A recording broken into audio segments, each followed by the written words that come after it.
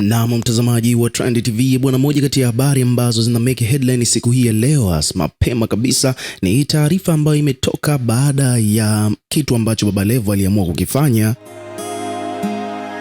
dhidi ya wakazi. Nadhani utakuwa unafahamu mnamo mwaka uliopita kulikuwa kuna tuhuma ambazo zilikuwa zinaanza kumwandama Baba Levo, na tuhuma hizo bwana, jambo zito zaidi kuhusiana na tuhuma hizo ni issue ya Baba Levo.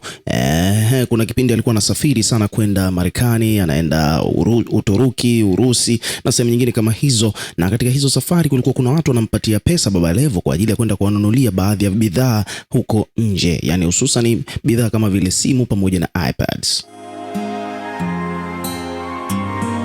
Sasa moja kati ya incident ambazo zilitokea huko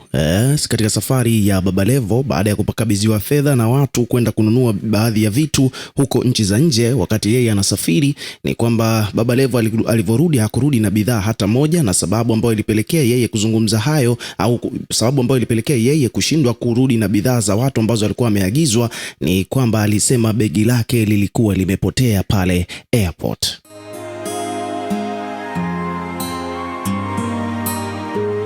Sasa kwa mujibu wa wakazi, moja kati ya wadau wa mziki wa Bongo Flava, na yeye pia alishawahi kuwa na yeye pia vile ni msanii wa hip hop hapa Tanzania, wakazi bwana alikuja akalizungumzia swala hilo kiundani zaidi kuhusiana na hiyo incident ambayo ilikuwa imetokea baada ya Baba Levo kudai kwamba begi limepotea alivyokuwa amepewa pesa ambazo alikuwa amepewa na baadhi ya watu kwenda kuwanunulia baadhi ya vitu huko nje. Baada ya begi kupotea na kutokuwapatia watu vitu ambavyo alikuwa ameenda kununua baada ya kuchukua pesa, ni kwamba wakazi alisema kwamba Baba Levo ni mwizi, tapeli na vitu vingine kama hivyo, na akadai kwamba kwa mujibu wa zile simu ambazo alikuwa amezinunua, email number ilikuwa inasoma kwamba zinatumika hapa mjini au zinatumika nchini Tanzania, jambo ambalo linaibua maswali. Kwa mujibu wa wakazi, akawa anasema kwamba kama begi limepotea nje wakati yuko safarini, je, imekuwaje simu zinaonekana kwamba zinatumika? Kwa hiyo yeye wakazi akadai kwamba Baba Levo alichukua hizo hela akanunua hizo simu and then akaja kuuza kwa watu wengine bila kuwarudishia wenyewe pesa zao au bidhaa ambazo walikuwa wameagiza. Sasa kitendo hiki kilimkera kweli kweli Baba Levo, na akaamua kwenda Uturuki kwa mara nyingine kwenda kufuatilia begi ambalo lilikuwa limepotea, na bahati nzuri akalipata, akapewa begi hilo na akaposti video katika ukurasa wake wa Instagram, akaonyesha kwamba kile kitu ambacho akaza alichokuwa anakizungumza kwamba Baba Levo ni mwizi na tapeli si kweli, maana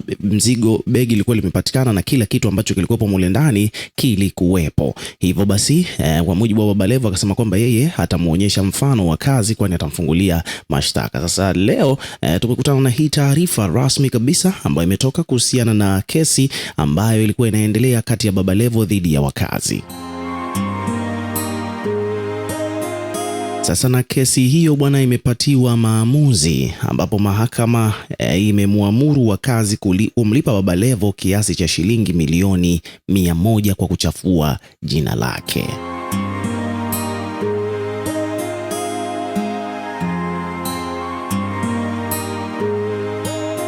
Sasa habari kamili inasomeka kwamba mahakama ya hakimu mkazi Kisutu jijini Dar es Salaam imemwamuru rapa wa Biro Wasira maarufu kama Wakazi kumlipa shilingi milioni 100 msanii na mbunge wa Kigoma mjini Clayton Revocatus Chipando maarufu kama Baba Levo baada ya kubainika kuwa alisambaza taarifa za uongo za kashfa dhidi yake. Katika hukumu iliyotolewa Ijumaa hii mnamo Machi tarehe 13 mwaka huu 2026, mahakama iliamua kuwa taarifa zilizotolewa na Wakazi zilikuwa za uongo,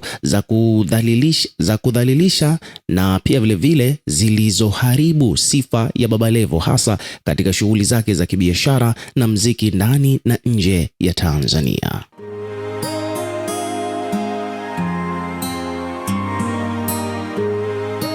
Mahakama imesema kwamba taarifa hizo zilishusha hadhi na heshima ya mlalamikaji katika jamii na hivyo basi kustahili fidia.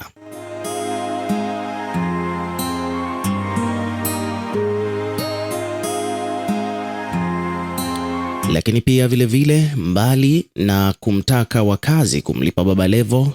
shilingi milioni 100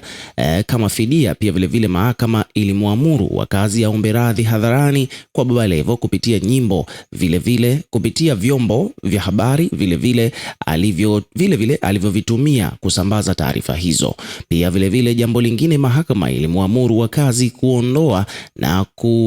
na kukanusha taarifa hizo katika tovuti na mitandao ya kijamii, blog, magazeti na YouTube, lakini pia kulipa gharama za kesi hiyo.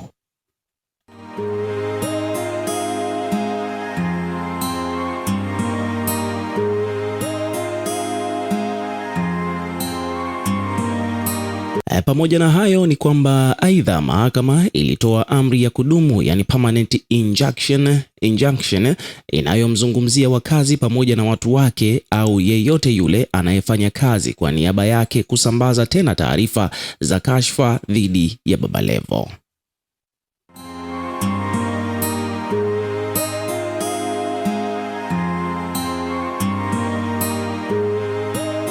Lakini pia haikuishia hapo, ni kwamba mahakama pia imeelekeza kuwa kiasi cha fedha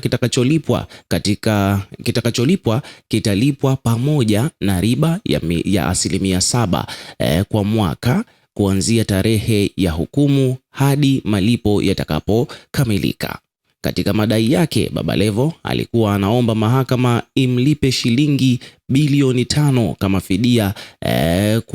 kwa uharibifu wa sifa yake pamoja na shilingi bilioni 1 kama fidia ya madhara ya kisaikolojia.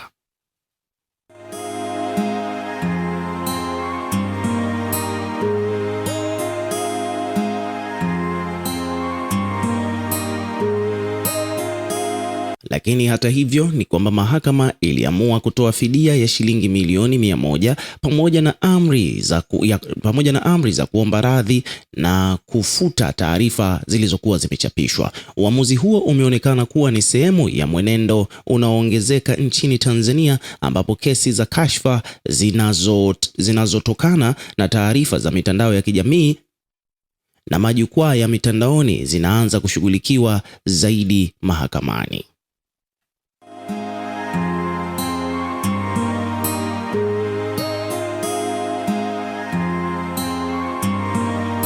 Lakini pia vilevile ni kwamba mahakama ilisisitiza kuwa mtu yoyote yule anayesambaza taarifa zinazodhuru sifa ya mtu mwingine anaweza kuwajibishwa kisheria iwapo taarifa hizo zikathibitishwa kuwa ni za uongo.